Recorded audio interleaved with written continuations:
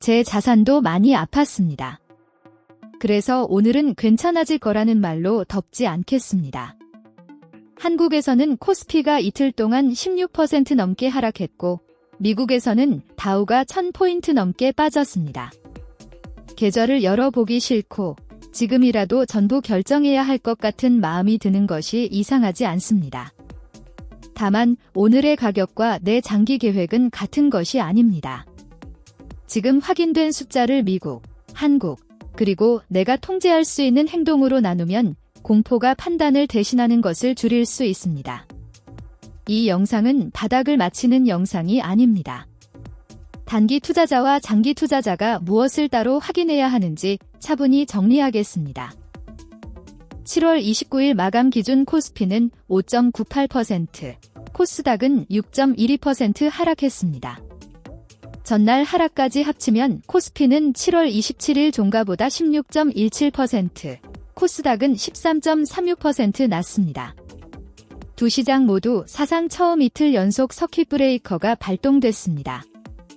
미국에서는 S&P 500이 1.52%, 다우가 2.19%, 나스닥이 1.74% 하락했습니다. 반도체 상장지수 펀드 SOXX는 5% 넘게 빠졌고 엔비디아는 3.6% 하락했습니다. 분명 큰 변동입니다. 그러나 변동성 지수는 20대 초반이었고 미국과 한국의 모든 기업 가치가 하루 만에 같은 비율로 사라졌다는 뜻은 아닙니다. 미국 하락은 세 줄로 나눌 수 있습니다.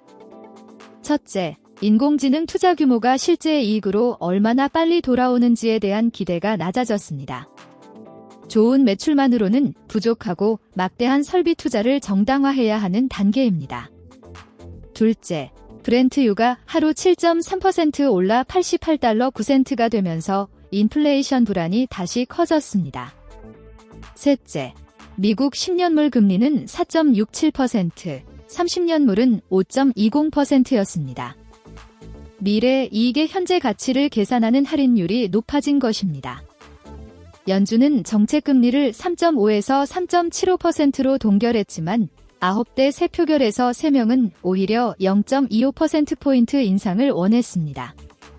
오늘은 경제 전체가 갑자기 사라진 날보다 새 위험의 가격을 동시에 다시 매긴 날에 가깝습니다.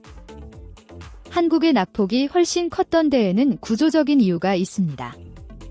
금융위원회 자료에서 삼성전자와 SK하이닉스의 코스피 시가총액 비중은 7월 중순 약 52%였습니다. 지수 절반을 차지한 두 종목이 함께 흔들리면 코스피 숫자는 한국 기업 전체의 평균보다 더 크게 움직입니다. 여기에 단일 종목 레버리지 상품이 급증했고 가격 급락 뒤 1일 제조정과 청산이 장 마감 부근 매도를 증폭시켰습니다. 최근 5거래일 코스피에서 외국인은 약 9조 8천억 원을 순매도했습니다. 이것은 수급이 아직 안정됐다고 말할 수 없다는 증거입니다. 동시에 원화는 7월 29일 달러 대비 강해졌습니다. 주식, 환율, 금융 시스템이 한꺼번에 무너지는 전형적인 외화 유동성 위기와는 다른 모습도 함께 봐야 합니다. 객관적인 위안은 내일 반등한다는 약속이 아닙니다. 가격과 사업 숫자를 분리하는 것입니다. SK하이닉스의 공식 2분기 실적은 매출 79조 3천억 원, 영업이익 60조 5천억 원으로 사상 최고였습니다. 인공지능 수요가 갑자기 사라진 숫자는 아닙니다. 다만 시장 기대치는 그보다 더 높았고 중국 메모리 공급과 인공지능 인프라 금융 구조에 대한 걱정이 커졌습니다. 강한 현재 실적이 주가 안정을 보장하지도 않고 급락한 주가가 곧바로 사업 붕괴를 증명하지도 않습니다. 한국의 7월 1일부터 20일까지 반도체 수출도 같은 기간 역대 최고였습니다. 이 사실은 바닥 신호가 아니라 공포와 펀더멘털을 같은 문장으로 오해하지 않게 해주는 기준입니다. 이틀 연속 서킷 브레이커를 보고 불안한 것은 정상입니다. 문제는 불안 그 자체가 아니라 불안을 없애기 위해 한 번에 모든 결정을 끝내려는 행동입니다. 하루의 가격은 새로운 정보이지만 내 투자 기간, 생활비 일정, 감당 가능한 집중도까지 자동으로 바꾸지는 않습니다. 지금 할 수 있는 가장 작은 일은 사실과 해석을 두 칸으로 적는 것입니다. 코스피 이틀 16% 하락은 사실입니다. 한국 경제가 16% 나빠졌다는 말은 해석이며 확인되지 않았습니다. 외국인 대규모 매도는 사실입니다. 매도가 끝났다는 말도, 영원히 계속된다는 말도 아직은 예측입니다. 사실과 예측 사이에 공간을 만들면 오늘 결정하지 않아도 되는 것이 보이기 시작합니다. 첫 24시간 체크리스트는 4줄입니다. 첫째, 손실을 만회하기 위한 신규 레버리지와 충동 매매를 잠시 분리합니다. 둘째, 12개월 안에 필요한 돈이 주식 변동에 노출돼 있는지 확인합니다. 가까운 지출과 장기 자금이 섞여 있으면 시장 전망보다 자금 일정이 우선입니다.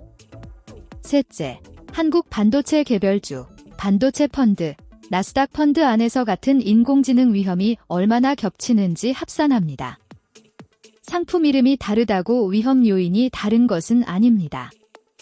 넷째, 가격만 바뀌었는지 사업가 정도 바뀌었는지 한 줄씩 적습니다. 이 작업은 매수나 매도를 지시하지 않습니다. 공포가 내 선택권을 빼앗지 않도록 결정 순서를 되찾는 과정입니다. 단기 투자자는 방향보다 먼저 시간과 손실 한도를 확인해야 합니다. 이벤트 전후 변동을 감당할 현금 여유가 있는지, 계획이 틀렸다고 인정할 조건과 날짜가 미리 적혀 있는지가 핵심입니다. 내일 미국에서는 2분기 국내 총생산과 개인 소비 지출 물가가 발표되고 마이크로소프트와 메타의 시간외 반응이 정규장에 반영됩니다. 장기 투자자는 하루의 낙폭보다 투자 가정, 집중도, 정기 리밸런싱 규칙을 봐야 합니다. 인공지능 수요, 기업 마진, 설비 투자 회수라는 가정이 유지되는지 확인하되 좋은 산업을 믿는 것과 한 위험에 과도하게 몰리는 것은 구분해야 합니다. 장기라는 말은 손실을 무시하라는 뜻이 아니라 결정 기준을 가격 한 줄보다 넓게 두라는 뜻입니다. 다음 거래일에는 4가지를 보겠습니다. 반도체 밖으로 하락이 더 퍼지는지, 브렌트유와 미국 10년물 금리가 안정되는지, 외국인의 코스피 매도가 둔화하는지, 그리고 실적 발표 뒤 인공지능 투자 회수에 대한 회사 설명이 달라지는지입니다.